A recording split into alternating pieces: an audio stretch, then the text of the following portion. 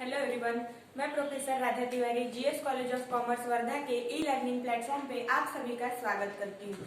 तो जैसे कि हमने पिछले वीडियो में फ्लेक्सिबल बजट का प्रो फॉर्मा पढ़ा और उसको पढ़ने के बाद आज हमारा वीडियो ऑब्वियसली रहने वाला है कि न्यूमेरिकल सीरीज के पहले एग्जाम्पल पे। तो हमारा न्यूमेरिकल सीरीज शुरू करने से पहले आज फ्लेक्सिबल बजट की जब हम शुरुआत कर रहे हैं तो इस फ्लेक्सिबल बजट या सेकेंड यूनिट को बजटरी कंट्रोल को शुरू करते हुए ही मैं आपको बता देती हूँ कि जैसे हमने रेशियो एनालिसिस में मतलब फर्स्ट यूनिट में 3 अलग अलग डिपार्टमेंट या जिसको हम बोलेंगे विभाग कर दिए थे, जिसमें हमने नॉर्मल रेशियोज पढ़े, फिर रेशियोज का इंटरप्रिटेशन कैसे किया जाता है वो सेक्शन को देखा और उसके बाद जो हिंट दी हुई रहती थी या जिसको हम रिवर्स रेशियो भी कहते हैं उसका हमने अध्ययन किया था। सेम हमारा प्रोसीजर सेकेंड यूनिट के लिए रहने वाला है और यहाँ पे सेकेंड यूनिट में ऐसा है कि आपको फ्लेक्सिबल बजट भी पढ़ना है, परचेस और सेल्स बजट भी पढ़ना है।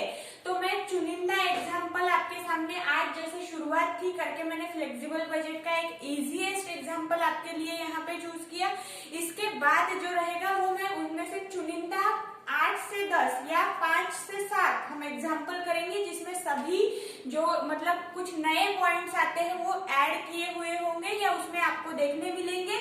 ऐसे एग्जाम्पल लेंगे और फिर हमारा सेकंड जो डिपार्टमेंट होगा या भाग होगा वो सेल्स बजट और उसके बाद परचेस बजट होगा। मतलब ओवरऑल जैसे हमने रेशियो एनालिसिस के अंदर में 30 एक एग्जाम्पल तो लिए ही होंगे सब मिला के, वैसा ही हमको यहाँ पर भी 3 अलग अलग डिपार्टमेंट के लिए अलग अलग एग्जाम्पल पढ़ने या 3 अलग अलग बजट्स के लिए अलग अलग एग्जाम्पल देखने हैं। तो हर बजट की जो खूबी है वो मैं आपको यहाँ पे बताऊंगी, साथ ही साथ आपको प्रैक्टिस भी आप अपने पेन से कर सकते हो। ठीक है, तो आज का हमारा पहला एग्जाम्पल है और इसकी लिंक आपको डिस्क्रिप्शन बॉक्स में दी हुई रहेंगी, वहां से आपने लेना है और फिर इस वीडियो को उसके साथ कोरिलेट करना है।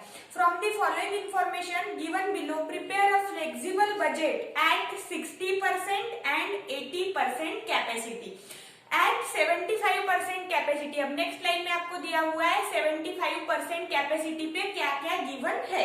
तो वहां पे अब ये पहला एग्जांपल है, किताब में भी ये पहला एग्जांपल था करके यहाँ क्या किया हुआ है, जो ओवरहेड होते हैं जैसे कि हम यहाँ पे ए बी सी के हिसाब से टोटल कॉस्ट कैसे बनेगी, तो variable cost plus semi variable expenses और कॉस्ट प्लस फिक्स कॉस्ट, मतलब ये 3 ओवरहेड के अलग अलग यहाँ पे हेड बन रहे। तो इन तीनों हेड का यहाँ पे आपको डिस्ट्रीब्यूशन दिया हुआ है, मतलब हमें ये सोचना नहीं है कि ये वेरिएबल कॉस्ट है या फिक्स कॉस्ट है, ऑलरेडी बाइफरकेट करके दिया हुआ है। वेरिएबल ओवरहेड उसमें दिए हुए 2 item, indirect material 7500, indirect labour 22,500। उसके बाद सेमी वेरिएबल ओवरहेड दिया हुआ है इलेक्ट्रिसिटी, उसमें ब्रैकेट में सबसे इंपॉर्टेंट जो कंडीशन है, जो टर्म है वो आपको बताई है कि फिक्स कॉस्ट है 40% और वेरिएबल कॉस्ट है 60% और उसकी अमाउंट दी हुई है 37,500। उसके बाद है सेमी वेरिएबल ओवरहेड के अंदर सेकेंड आइटम दिया हुआ है रिपेयर्स एंड मेंटेनेंस, जिसमें बताया 80% फिक्स है और 20% वहां पे वेरिएबल दिया हुआ है और उसकी अमाउंट है 3,750 रुपीज। उसके बाद है फिक्स ओवरहेड। अब फिक्स ओवरहेड में 3 हमें आइटम दिए हुए हैं, सैलरीज है 1 लाख रुपीज की, इंश्योरेंस है 5,000 और डेप्रिसिएशन दिया हुआ है 25,000। ये ओवरऑल हमारे पास जो एग्जाम्पल है या इलिस्ट्रेशन है उसका हमने अभी यहाँ पे मुआयना किया कि क्या हमें करने के लिए कहा गया है। तो सबसे पहली जो 2 लाइन दी हुई है उसमें आपको बताया है कि 60% और 80% कैपेसिटी के लिए आपको फ्लेक्सिबल बजट प्रिपेयर करना है और गिवन जो हिंट है वो क्या है, एट 75% कैपेसिटी, मतलब 75% कैपेसिटी के लिए जो भी यहाँ पे आपके पास भी जो एग्जांपल है उसमें तीनों ओवरहेड के जो जो एक्सपेंसेस दिए हुए हैं उन एक्सपेंसेस की हर अमाउंट 75% शो कर रही है या दर्शा रही है। अब 75% की हमें पता है, 60 और 80% कैपेसिटी का हमने यहाँ पर उसके आधार पे कैलकुलेशन करना है। तो शुरू करते हैं हम हमारे फ्लेक्स अंतर्गत न्यूमेरिकल सीरीज का पहला एग्जाम्पल, जिसमें एग्जाम्पल हमने रीड कर लिया। अब इसका सोल्यूशन करना है हमें। तो सबसे पहले अब जैसा प्रो फॉर्मा में हमने लिखा था कि ए मतलब जो ए टाइप का वहां पे हमने ओवरहेड लिखना है वो कौन सा है, वेरिएबल ओवरहेड। बी टाइप के लिए सेमी वेरिएबल और सी टाइप के लिए फिक्स ओवरहेड। तो हम यहाँ पे प्रो फॉर्मा को ही फॉलो करेंगे और सेम वैसा ही लिखते चलेंगे। तो सबसे पहले यहाँ पे आएगा वेरिएबल ओवरहेड। अब वेरिएबल ओवरहेड में यहाँ दिया है पहला इनडायरेक्ट मटेरियल,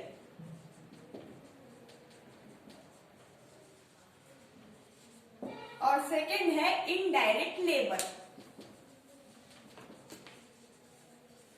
अब सबसे पहले इनडायरेक्ट मटेरियल कितना दिया हुआ है, 75% के लिए 7,500। अब यहाँ पे मैक्सिमम आप जो भी है यहाँ एमकॉम के छात्र, ये आप लोग फ्लेक्सिबल बजट बीकॉम में भी पढ़ के आए हुए हैं, तो आपको थोड़ी पूर्व कल्पना यहाँ पर है कि हमने ये कैलकुलेशन कैसे करना होता है। लेकिन हो सकता है कि कुछ छात्र ये भूल चुके होंगे कि कैसे कैलकुलेशन किया जाता है, तो उनके लिए मैं यहाँ पे बताती हूँ कि जैसे 75% की अमाउंट हमें कितनी दी हुई है, 7,500। तो अगर 75% कैपेसिटी के लिए अमाउंट 7,500 है, तो 60% कैपेसिटी के लिए कितना, फिर और प्रोसीजर वही क्रॉस मल्टीप्लीकेशन करेंगे। मतलब 60 मल्टीप्लाइड बाय 7,500 डिवाइडेड बाय 75, तो आंसर आएगा 60% के लिए 6,000 यहाँ पे अमाउंट लगेगी, या 6,000 रुपीज के इनडायरेक्ट मटेरियल हमें लगने वाला है। फिर अब 80%, और ये जब भी आप इस एग्जाम्पल को सॉल्व करने की शुरुआत करेंगे, ये जब हमने कोई एक आइटम लिखा, गिवन कैपेसिटी की अमाउंट लिखी, और उसके आधार पे तुरंत आपको उसके जो जितने भी कैपेसिटी आपको कैलकुलेट करने के लिए कहा गया है, यहाँ पे आप इनिशियल स्टेज पे 2 ही कैपेसिटी कैलकुलेट करने के लिए कही गई है, 60% और 80%। बट हो सकता है यहाँ पे आपको 3 कैपेसिटीज का भी कैलकुलेशन करना पड़ सकता है। तो जितना कैलकुलेशन हमें करने के लिए कहा गया है वो हमने तुरंत कर लेना है। तो जैसे अभी मैंने 60% का कैलकुलेशन किया, अब अगर 80% के लिए इनडायरेक्ट मटेरियल कैलकुलेट करना है, तो फिर से प्रोसीजर वही रहेगी, क्या कि यहाँ पर 75% के लिए 7,500 है, तो 80% के लिए कितना होगा, फिर से cross multiplication, 80 multiplied by 7,500 divided by 75, तो यहाँ आंसर आएगा 8,000 रुपीज। अब जैसे ये कैलकुलेशन हमने यहाँ किया, जितने भी यहाँ आइटम वेरिएबल कॉस्ट के अंतर्गत या वेरिएबल ओवरहेड के अंतर्गत दिए हुए हैं, सभी का कैलकुलेशन इसी प्रकार से हमने करना है। उसके बाद सेकंड जो दिया हुआ है, पहला जो 2 कैलकुलेट करना था हमने कर लिया कि 60% कैपेसिटी के लिए इनडायरेक्ट मटेरियल लगा 6,000 रुपीज का, और 80% कैपेसिटी के लिए इनडायरेक्ट मटेरियल लगा 8,000 रुपीज का। अब इनडायरेक्ट लेबर देखते हैं, जो हमें दिए हुए हैं 22,500 रुपीज के। अब यहाँ पे आप गलत ना हो, इसके लिए खुद का जो हमने दिमाग रखना है वो सजग रखना है, क्योंकि ये जो हमारी गिवन कैपेसिटी है 75%, और जो सेकेंड कैपेसिटी हम यहाँ कैलकुलेट कर रहे हैं 60%, वो 60% और 75%, इसमें 75 बड़ा है। तो यहाँ आपने गलती नहीं करनी है और समझ लेना है कि अगर कुछ गड़बड़ हो गई, तो यहाँ समझने का क्या तरीका है कि 60% कैपेसिटी में बहुत मतलब ये है कि यहाँ जो अमाउंट आएगी वो 75% कैपेसिटी से कम ही होगी, और अगर कहीं गलती आपकी हो जाती है तो वो यहाँ आप तुरंत पकड़ सकते हैं। जैसे ही यहाँ अमाउंट ज्यादा गया, समझ जाना अपना कैलकुलेशन कुछ गलत हुआ है। कैसा कैलकुलेशन करते हैं वो मैंने आपको एक बता दिया है वहां पे, वैसा ही। और आपके पास कैलसी भी होती है तो तुरंत करना है, बस जो हम जल्दबाजी करते हैं उसमें गड़बड़ नहीं करनी है करके, ऐसा क्रॉस मल्टीप्लीकेशन का तरीका ही आपको यूज करना है और अमाउंट कैलकुलेट करनी है।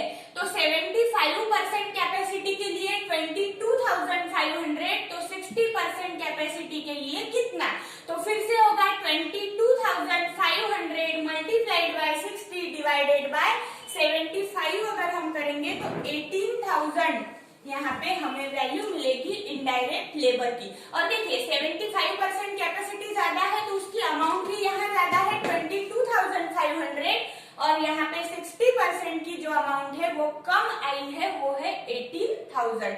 अब फिर से हमारा कॉमन सेंस हमें बोलेगा कि जो 80% की वैल्यू है वो ज्यादा आनी चाहिए और अगर कम आती है तो हमारा कैलकुलेशन गड़बड़ हो चुका है, ऐसा हम बोल सकते हैं। और बहुत बार ऐसा होता है, इसीलिए पहले ही एग्जाम्पल में मैंने आपको बता दिया कि कैलकुलेटर के साथ साथ खुद का दिमाग भी जागरूक रखिए ताकि यहाँ पे जो कैपेसिटीज दी हुई है उसमें आने वाली अमाउंट गड़बड़ ना हो। और अगर यहाँ एक भी अमाउंट गलत होता है तो पूरा आपका बजट का कैलकुलेशन गलत हो जाएगा। इसीलिए डे 1 को ही मैंने ये क्लियर कर दिया। अब 22,500 दिया है 75% कैपेसिटी के लिए और कैलकुलेशन करना है 80% का, तो वही प्रोसीजर कि 75% इक्वल टू 22,500 तो 80% इक्वल टू व्हाट, तो फिर से वहां पे क्रॉस मल्टीप्लीकेशन करेंगे 22,500 मल्टीप्लाइड बाय 80 डिवाइडेड बाय 75, तो यहाँ पे हमें अमाउंट मिलेगी 24,000।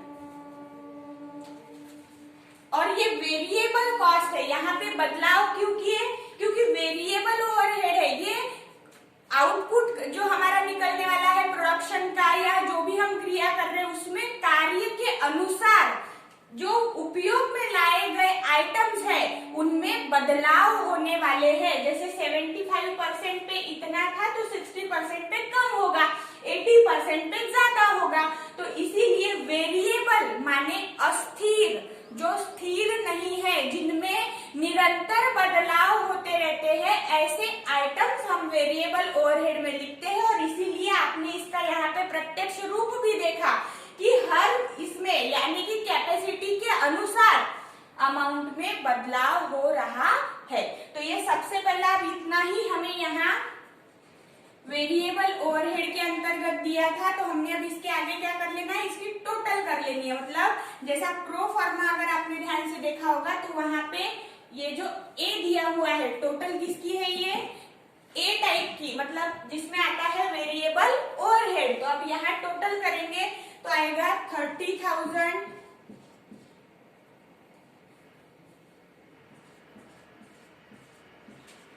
इधर आएगा 24,000 और यहाँ आएगा 32,000। अब ये जो टोटल है, अब यहाँ हमने पूरे आइटम्स लिख लिए, उनका बाइफर्केशन कर लिया कैपेसिटी के हिसाब से, उसमें जो घट करनी थी या बढ़ाना था वो भी लिख लिया। लेकिन अब हमारे लिए टोटल कॉस्ट का कैलकुलेशन करने के लिए ये जो टोटल का यहाँ कॉलम हमने बनाया है ये उपयोग में लाया जाता है, इसीलिए इसको डबल लाइन से बंद करना है।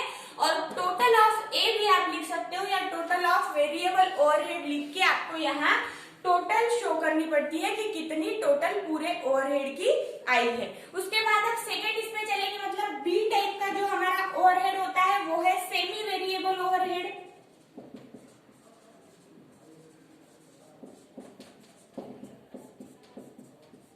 अब सेमी वेरिएबल ओवरहेड की जानकारी जब हमने ली थी प्रो फॉर्मा पढ़ते हुए या इसके पहले जो इंट्रोडक्टरी आपको एक वीडियो आया होगा उसमें, तो वहां हमने सेमी वेरिएबल ओवरहेड के इसमें पढ़ा था कि ये इन बिटवीन सिचुएशन वाले आइटम्स होते हैं, मतलब ये ना पूरी तरीके से फिक्स होते हैं और ना पूरी तरीके से वेरिएबल होते हैं, इसीलिए इन्हें नाम दिया गया है सेमी वेरिएबल। तो आप पूरी तरीके से फिक्स नहीं, पूरी तरीके से वेरिएबल नहीं, तो कितने इसमें है, मतलब उसका प्रपोर्शन क्या है, उसका प्रमाण क्या है, तो यहाँ हड़बड़ाने की जरूरत नहीं है। एग्जाम्पल में आपको वो जो सेमी वेरिएबल टाइप का ये होगा आइटम वो दिया हुआ होता है और वहां पे बताया हुआ होता है कि इसका कितना प्रतिशत भाग फिक्स है और कितना प्रतिशत भाग वेरिएबल दिया हुआ है, मतलब स्थिर कितना है, अस्थिर कितना है बताया रहता है।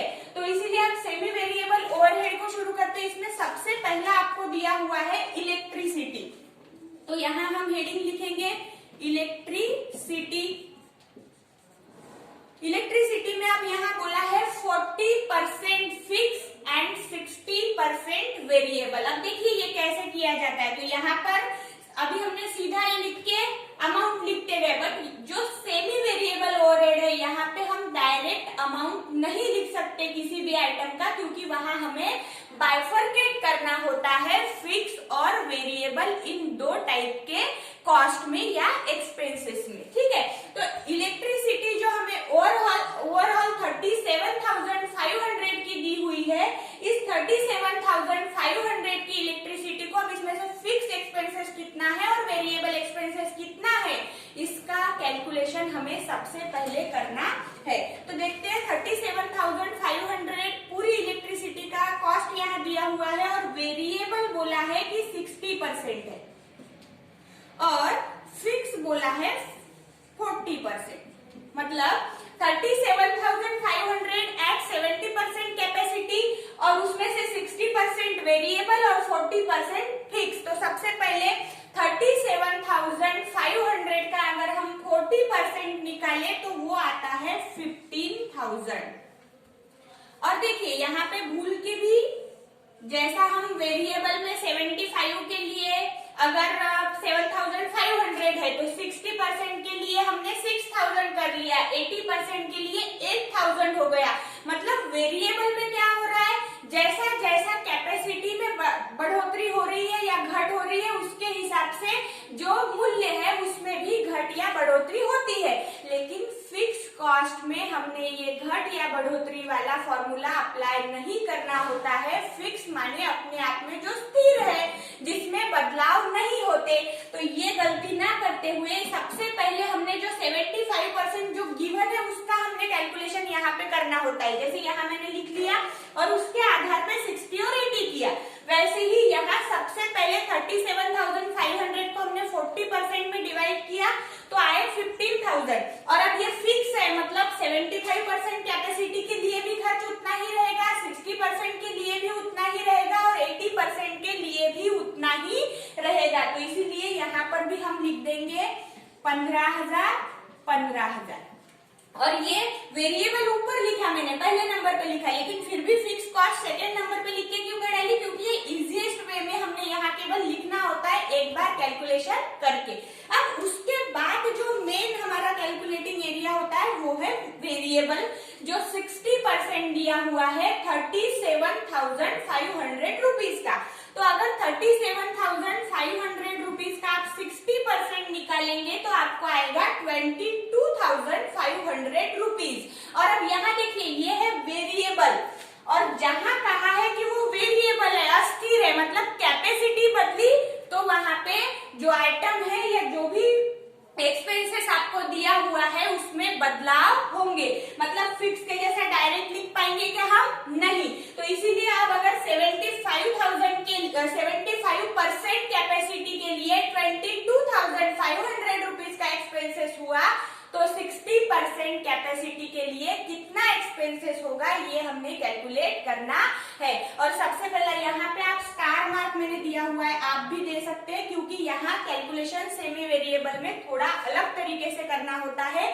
याद रखना होता है कि फिक्स तीनों में फिक्स रहेगा और वेरिएबल में बदलाव होंगे। तो अगर 75% के लिए 22,500 है तो 60% के लिए कितने रहेंगे? तो 60 गुणिला 22,500 भागीला 75 अगर हम करेंगे तो यहाँ पे हमें मिलेगा 18,000 रुपए 60% कैपेसिटी के लिए। सेम प्रोसीजर हम करेंगे 80% के लिए कि अगर 75% equal to 22,500 so 80% equal to what, फिर से क्रॉस मल्टीप्लीकेशन और अमाउंट आएगी 24,000। ठीक है, ये हमने सबसे पहला। अब यहाँ पे 37,500 की जो इलेक्ट्रिसिटी दी हुई थी 75% के लिए उसका कैलकुलेशन किया, बाइफर्केशन किया और उसके आधार पे 60% और 80% के लिए हमने यहाँ सेमी वेरिएबल ओवरहेड में इलेक्ट्रिसिटी इस आइटम का कैलकुलेशन किया है या इलेक्ट्रिसिटी के लिए कैलकुलेशन किया है। उसके बाद जो सेकेंड आइटम दिया हुआ है वो है रिपेयर्स एंड मेंटेनेंस।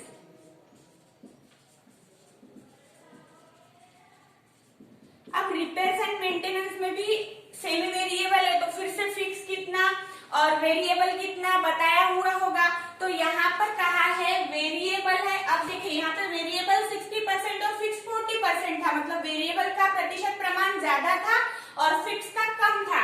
लेकिन रिपेयर्स एंड मेंटेनेंस में वेरिएबल दिए हुए हैं केवल 20% और जो फिक्स है मतलब फिक्स टाइप का जो एक्सपेंसेस है वो है 80%। अब पूरी अमाउंट कितनी दी हुई है तो 3750 रुपीज। तो 3750 रुपीज का जब हम 80% कैलकुलेट करेंगे तो हमें मिलेगा 3000 रुपीज।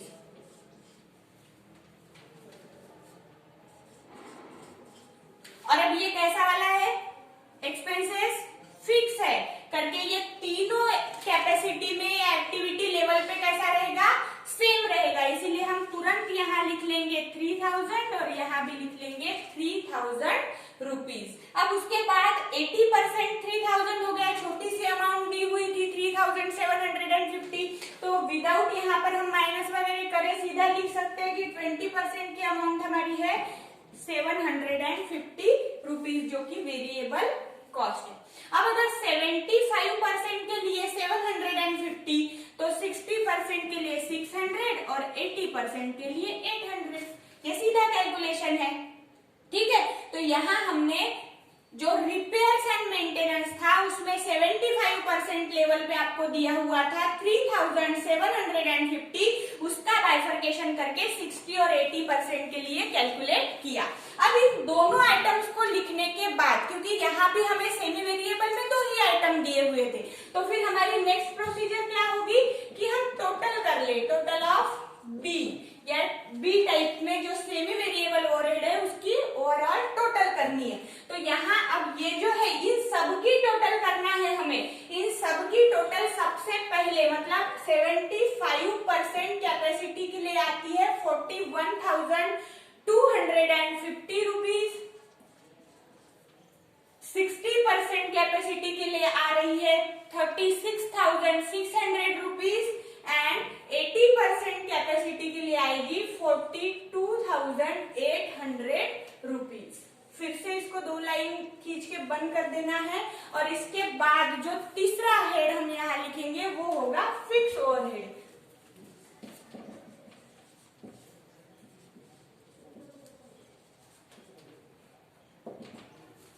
जिसको सी से हमने दर्शाया है, क्योंकि टोटल कॉस्ट में हम ए प्लस बी प्लस सी करेंगे, इसीलिए यहाँ पे फिक्स ओवरहेड सी से दर्शाया जाएगा। अब इसमें हमने 3 आइटम लिखने हैं। जो पहला दिया हुआ है सैलरीज, जिसकी अमाउंट है 1 लाख रुपीज, और ये कौन सा टाइप का एक्सपेंसेस है, फिक्स टाइप का, मतलब हर एक्टिविटी लेवल पे उतनी ही अमाउंट यहाँ पे लिखी जाएगी। तो जैसे 75% पे अगर सैलरीज 1 लाख की देनी होती है तो 60% पर भी 1 लाख रुपए की ही देनी पड़ेगी और 80% पर भी 1 लाख रुपए की ही देनी पड़ेगी। उसके बाद जो है दूसरा आइटम यहाँ दिया हुआ है इंश्योरेंस। इंश्योरेंस की अमाउंट दी हुई है 5000। ये भी सेम प्रक्रिया हर एक्टिविटी लेवल में सेम, और ये फ्लेक्सिबल बजट का सबसे सरल जो यहाँ पे लिखने का और समझने का जो ओवरहेड है वो फिक्स ओवरहेड ही होता है, क्योंकि यहाँ कोई भी जद्दोजहद हमें करनी नहीं पड़ती।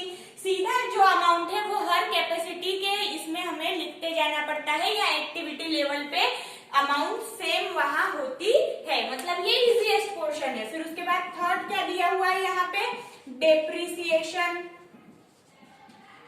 जिसकी अमाउंट दी हुई है 25,000। 3 ही अमाउंट यहाँ पे दी हुई थी फिक्स ओवरहेड में, मतलब पूरा हमने काम यहाँ कर लिया। फिर आखिर में क्या करेंगे, टोटल ऑफ फी कितनी आएगी 31 लाख, मतलब 1,30,000।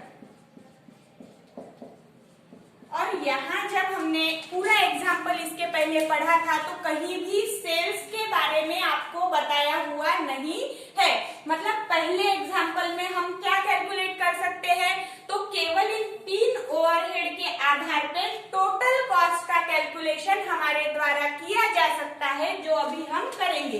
तो फिर आखिरी हमारी जो प्रक्रिया होगी वो होगी टोटल कॉस्ट, और total cost equal to variable overhead plus semi variable overhead plus repairs plus fix overhead. मतलब यहाँ क्या होगा, A plus B plus C type के हेड को हमने मर्ज कर देना है, तीनों को एक दूसरे के साथ मिला लेना है, तो हमें टोटल कॉस्ट यहाँ मिल जाएगी।